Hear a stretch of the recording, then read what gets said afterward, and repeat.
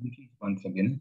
It's a pleasure to be here again, and I'm looking at having a great discussion as we move forward into the series. So today I'm going to talk about the interface between policy and practice and why pharmacists have to get involved in policy making and how they need to get to do that. So in this particular discussion, when I look at it from a perspective of what I've seen, what I've witnessed in the industry, and what my vision for the future would look like, I'm keen on the fact that most of us as pharmacists, most of us as practicing professionals, regardless of the field in which we operate in, except for lawyers who are actively involved in almost every policy making and lawmaking process across the country, we have a challenge in terms of having actually the real practitioners and the real professionals involved in policy making. And one thing we have to acknowledge at the starting point is the fact that in every profession, there are policies, there are guidelines, and there are laws that govern the practice in these areas. And therefore, these particular policies, these particular guidelines, and these particular laws that you're talking about are a kind of framework that guide on how we need to operate in that market, what we need to do, and how does it help us champion the industry towards the future that we envision for it, and how do we make the best of it at that particular level. So those are some of the critical bits that we need to understand in terms of what is the role of policies, what is the role of laws, and what's the role of these guidelines. And at the end of the day, other than championing and guiding our practices across that line, they should be responsive to the particular practice dynamics. For example, when COVID-19 came and all that, in terms of the normal, from a regulatory perspective, the normal procedure has always been for the country, Kenyan government, in terms of ensuring that products are registered at particular timelines. That, for example, research on vaccines would take like 12 years or so. Therefore, the timelines had to be shortened to ensure we respond to the current scenario and the current situation that was at stake. So when we look at such kind of dynamics, such kind of changes, it means our policy making process, our policies and our guidelines and all the laws that are in place need to be responsive to the needs of that particular market at that particular moment in time so that they serve the people who are dependent on them in delivering services and who are dependent on the services being delivered by the professional using and being guided by these policies and laws. And that's a critical bit. And it's not that we have to get into policy making in terms of the political space and all. That is a good aspect. But beyond that, there are other areas that we can engage because I acknowledge that we all can't be leaders in the governments and all political spaces. But some of us can get there while others can stay within the practice levels, regardless of the area of practice that you are in. I believe most of us are within the hospital setup in clinical or hospital pharmacy. Others are within the community pharmacy settings, while others are also in industrial practice, regulatory affairs, as some of us. And when you look at all the other dynamics, including in health economy, consultancy opportunities, you're doing project management and related, there are best practices that is only you and the people who are working in that particular domain have. And there are these observations and these keen aspects that you realize that could be scaled up, could be adopted as the best practices, could ensure that the industry grows and even the professional area of practice that you are in is advanced and is contributing to the overall aspiration of everybody and the government in ensuring we achieve universal healthcare coverage. And therefore, if these were actually streamlined into policies, we would be in a better position to address these changes and ensure that the government is responsive to them and is guiding us towards ensuring we achieve these successes that we hope for. So I believe we all have a role in policy, and that interface where we have policies being guided by the practice component, being guided by the professionals working in those areas of practice would be a win for everyone. And as we look at it in that kind of aspect of a win, then we need to ask ourselves, what is the role of the pharmacist and how do we get to it? The role of a pharmacist is that in whichever area of practice that you're working, the observations, as I've mentioned, and it's you who is key expert and actually a subject matter expert at that particular level. And therefore, by you sharing these insights, by you contributing to these discussions, you are giving insight to what others will not have. Because if we let it be that there are people who are working in the policy and the regulatory spaces that will be making these policies for us, they're making them from a point of theoretical knowledge, lack of the actual contextualized experience in the market. When that happens, definitely there is a mismatch in what is being churned out in terms of policies and guidelines and what is being done at the local level. So having that bar bridge, that interfacing in between and coming to ensure that we have the policies that are being developed that are responding to actual needs on the ground will help us in achieving this. And this is something that has been argued in different papers and even books and from economists all across in the different divide in terms of the professional circles of work. Look at it from a common practice level. When we look at treatment guidelines, so what do? We look at the evidence in terms of the effectiveness of these medicines, the efficacy levels in treating particular conditions, looking at the risk that it poses if we use a more advanced antibiotic, let's say, for example, in managing a condition, if we could have some of the old antibiotics being used, for example, amoxicillin, the penicillins. So if we can find such kind of a model in terms of the clinical work, why don't we adopt the same best practices when it comes to policy making? Because it's policies that guide our operational model and help us even in terms of resourcing of the interventions that we're looking at. Because with that policy, we create frameworks that can integrate with other specialties, other faculties, and other professional domains so that we have areas of commonalities, we integrate our strengths and ensure that these capabilities are being leveraged on towards advancing our cause in the policy-making space, but also advancing practice. And the other bit that we have to acknowledge is that if we're not getting involved in policy-making and regulation in terms of sharing insights and guiding that space, oftentimes we have redundant and obsolete policies and guidelines and even the frameworks that are being put in place. What this does is that it curtails innovativeness and creativities in our areas of work. And when that happens, we are losing out. And when we're losing out, even the people we purport to be serving in our areas of work are not going to benefit from our creativity, from our ingenuity. And how do we make that happen then? That is where we need to look at it from what's happening in the best practices in all the other developing countries, the developed countries, and contextualize some of these learnings towards ensuring, as a local economy, as a government that we serve, we work within, or even in our local domain as a country, are we adopting some of these best practices? And one of them I'm going to mention too is in Microsoft.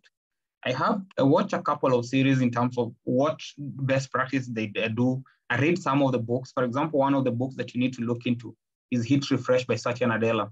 When you look at how they engage in terms of even the advances into cloud computing with Azure and related, one of the critical bits for them, they understood that the government and the policymakers and the government institutions did not have the insights from the market. They did not know how the market was receptive, whether they were receptive or not receptive to their products and the solutions from cloud computing, what the dynamics, the potential that this particular infrastructure presented, and how it could be tapped into to ensure we create spaces and a robust framework for the future of technologies as we're looking at it. So in that case, what was critical for them is to ensure that their particular entities and their engineers and some of their corporate and governance specialists could now integrate into this policy-making process such that they help the government develop the policy, develop the guidelines, and even these frameworks are being put in place with their people on the discussion table. What does this present? This presents a framework where the policy is meeting the needs of the innovative, the industry that is working with them, that is going to implement it and adopt it. But at the same time, it allows the government to regulate and ensure the well-being of the citizens and the governance in terms of ensuring the safety, the confidentiality matters when you look at technology and all that. What are the security features that need to be there? The government looks and puts in place that oversight role. But being they are not experts working in that particular industry, they let the industry players to guide that conversation, contribute the insights, and to even shape in terms of what are the possibilities for the future, so that we are not limiting in terms of, let's say, for example, in cloud computing, if they're dealing within the PC infrastructure generally within the corporate market, they would have locked out other areas, for example, in the healthcare space. Now we see the value of blockchain and cloud computing, even in the healthcare pharmaceutical supply chain. So these are some of the advances, and they're taking advantage of the ability to integrate and interface with the policymakers and shape those policies. Another one that I'm very critical about is what the Koch industries have done in the United States of America. And when you look at presentations on these by the founder, Charles, actually the son to the founder, Charles Koch, who is the current president and the former CEO, he presents in terms of what are the principles, management components that we integrated into the practice of what they do.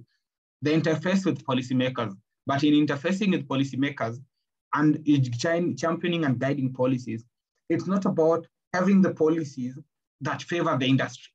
It's about bringing policies that are responsive to the needs of the industry but at the same time are putting in place checks and balances that makes the industry not manipulate them. And when that happens, that helps ensure that the public are protected in terms of even costing of supplies, everything as it is needed. And the government has the ability to generate revenue from these corporate and organizations that are working within this dynamic to ensure they service the communities and serve the people they are mandated to serve. And those are some of the best practices in terms of what examples I've seen. And I think if as professionals in our areas of work, we need to ask ourselves, what role can we play? How do we play it?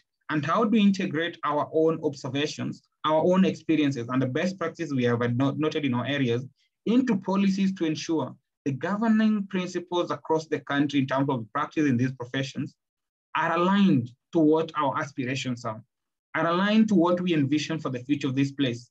And once we do that, we are able to make advances and we're able to shape the profession.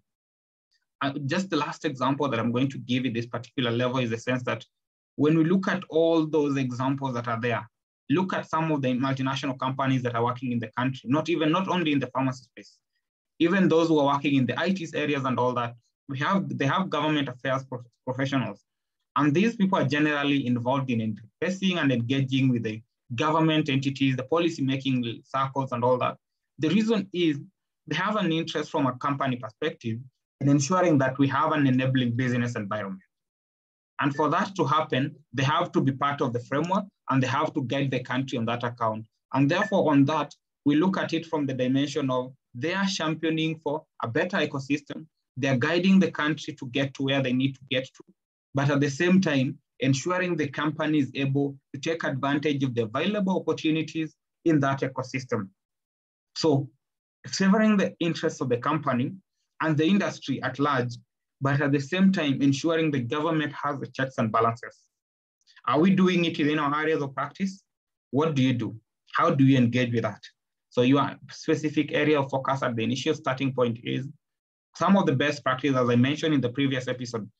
You need to document some of the work you're doing. Once you document, you have a case. And with that case, you can argue and support it in terms of evidence for what you are arguing for and championing for. Two, once you're done with your practice area, look at what avenues and who are the people who govern that area. For example, in our pharmacy practice, most of the regulation and the governance is by the Pharmacy and Poisons Board. Do you know what committees are there? What are the practice doctorates? What guidelines are being developed? How do you contribute to these guidelines and policies? What do you shape? There we have professional societies and associations. We need to rethink our professional societies model. Actually, that's one thing that I'll be speaking about in the next series and the next discussion. And the key is, how do we plug into these professional associations, not only for our welfare matters and all when we look at it in terms of what is my interest as David, but look at it from what is the potential of this professional society and association to rethink the practice model, to reimagine the future of pharmacy, and ensure we are working toward that envisioned future that will assure patients that they have access to quality pharmaceutical services from our pharmacy outlets, but at the same time, they are able to tap into the opportunities and the resources that are available in the general market. So once we do that, we are able to champion for this and engage. And it starts from being involved. If you're working in an institution as an employee, chances are there are structures within the organization in terms of contributing to even the organizational policies, contribute to this. From that contribution, if at all you're lucky to have a government affairs or a corporate public affairs or related professional, they'll be able to channel some of these insights into the general policies. If they don't, you'll integrate through the professional associations. You'll get involved in these networks and you share your best practices. Let's commit to champion for the future of the profession by sharing our best practices, informing policies so that we have market-driven, practice evidence-based policies that are enabling us to grow and to be creative and innovative enough in our practice models, but at the same time, enabling the government to put in place checks and balances that is going to shape the future of our profession. Thank you so much. And I look forward to engaging with you again in the next episode. Santi.